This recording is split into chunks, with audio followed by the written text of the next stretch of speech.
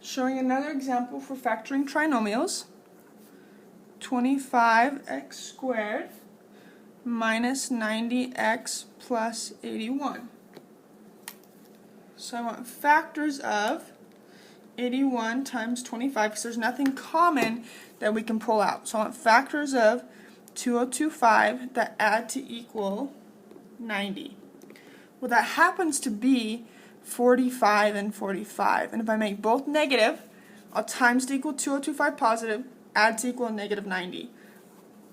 So instead I have 25x squared minus 45x minus 45x plus 81. Group in commons. They share a common 5x, so I'm left with 5x minus 9.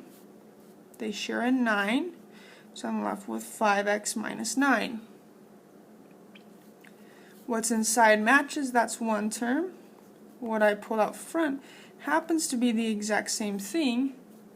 So another way of writing this would be 5x minus 9 squared.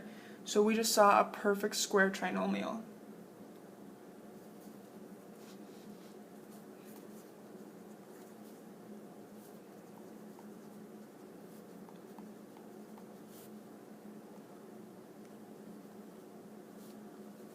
Say we are given this. Well, 7 times 84 happens to be negative 588. So we want factors of negative 588 that add to equal negative 7. Well, that happens to be negative 28 and positive 21. So I have 7x squared minus 28xy plus 21xy minus 84y squared. Group in pairs. Pull out a 7x, I'm left with x minus 4y. Pull out a 21y, I'm left with x minus 4y. So what's inside? X minus 4y is one term. What we pulled out front is another term.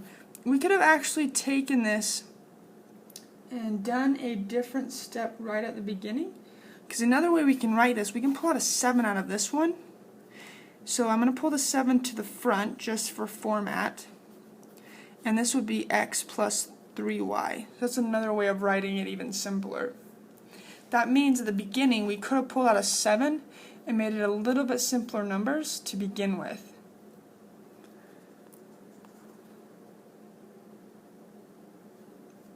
(12m squared plus 5m minus 28. Well, 12 times 28 is 336 negative. Factors of that add to 5 are positive 21 and negative 16. So we get 12m squared plus 21m minus 16m minus 28. Group in pairs of 2. 12 plus 21 shares a 3m in common, so I'm left with 4m plus 7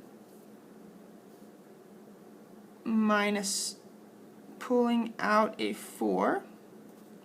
I'm left with 4m plus 7. So what they have inside the parentheses is one term. What we pulled out front is our other, and we factored our trinomial.